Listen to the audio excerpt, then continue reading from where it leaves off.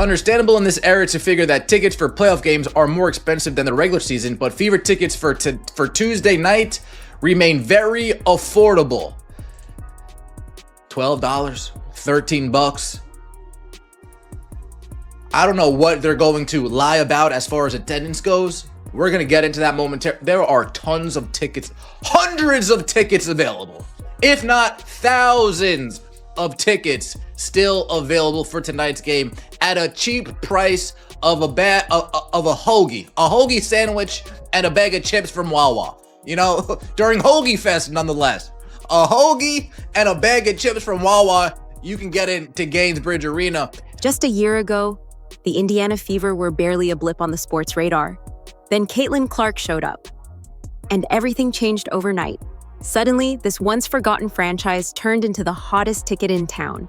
Home games were packed wall-to-wall with fans lining up hours before tip-off just for a glimpse of her warm-ups. Her impact wasn't just local. It was seismic. Road teams started scrambling to move their games into bigger arenas just to handle the demand. The Washington Mystics ditched their 4,200-seat venue for a 14,000-seat arena when Clark came to town. The Chicago Sky shifted from their usual 10,000-seat home to the massive 20,000-seat United Center. Wherever she went, ticket prices skyrocketed into the hundreds, sometimes even thousands, just to be in the same building. This wasn't just about basketball anymore. Clark became a cultural phenomenon, drawing sellout crowds, national media attention, and breaking attendance records the WNBA had never seen before. When she hit logo range threes or fired off no-look passes, it wasn't just a play.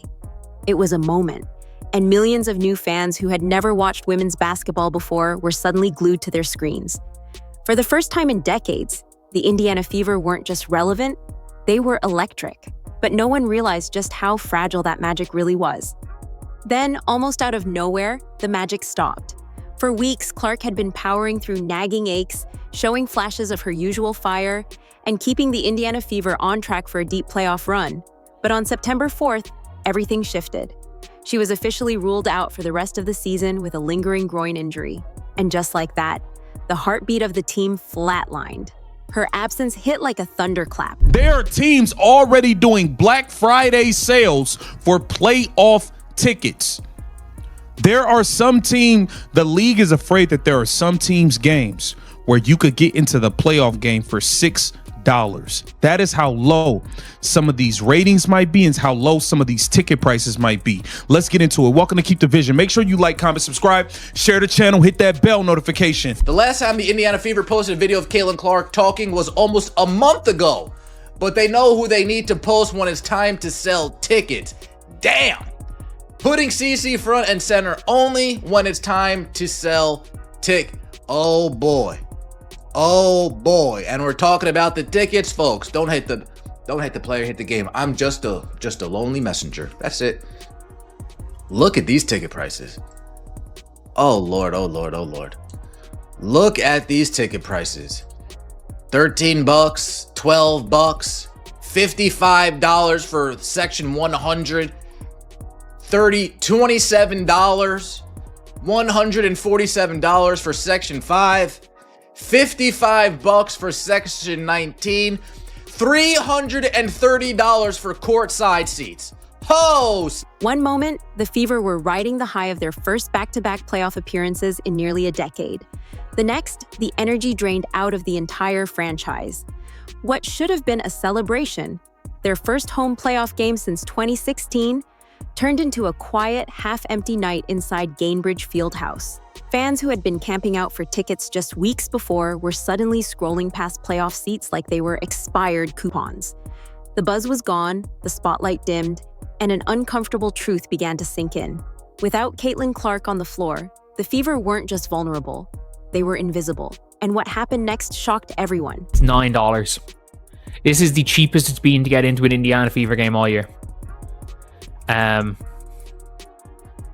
This is actually the cheapest it's been. Look, I still think it's going to be nearly a sellout because I'm sorry, if I lived anywhere near Indiana, if it was 10 quid, I'd go to the game. I'd go to the game. I'd absolutely go to the game. I don't care. I'll pay $10.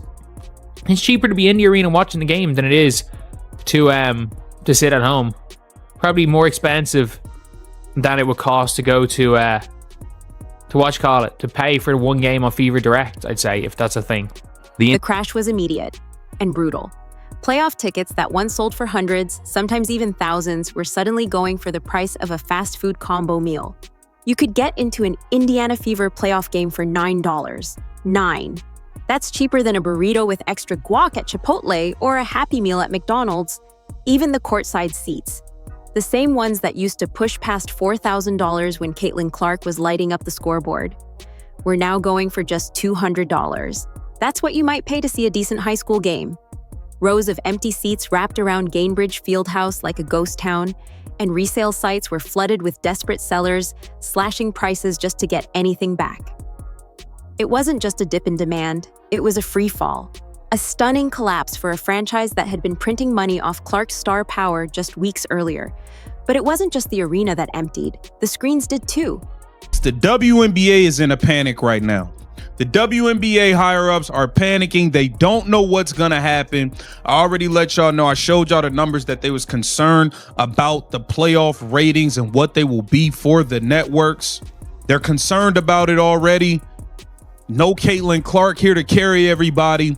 They don't know how these numbers are going to look. I don't think all of us were expecting the entire viewership of the entire WNBA to be down. And this tweet from Christine Brennan really stuck out to me. She said one player gets injured and more than half the TV audience for the entire league disappears. Has any other athlete ever had that kind of impact on a sport? Golf without Tiger definitely dropped precipitously on occasion, but not like this. This news is alarming for the league, and it's alarming for the league because this is such a crucial year for the WNBA. The fallout didn't stop at the ticket booth. It hit TV screens just as hard. The moment Caitlin Clark disappeared from the lineup, the WNBA's ratings went into a tailspin. Games that had been drawing over 1 million viewers were suddenly struggling to crack 350,000. When Clark missed 5 games earlier in the season, viewership plummeted by a staggering 55%. And this time, it was even worse. Even marquee events couldn't escape the slump. The All-Star Game, where she was supposed to be a team captain, saw its ratings crater by 36% once it became clear she wouldn't play. It was like showing up to a concert only to find out the headliner canceled, and realizing nobody actually came for the opening acts. The message from fans was crystal clear. Without Clark on the court, their interest evaporated. And that's when the league faced a much bigger problem: an identity crisis.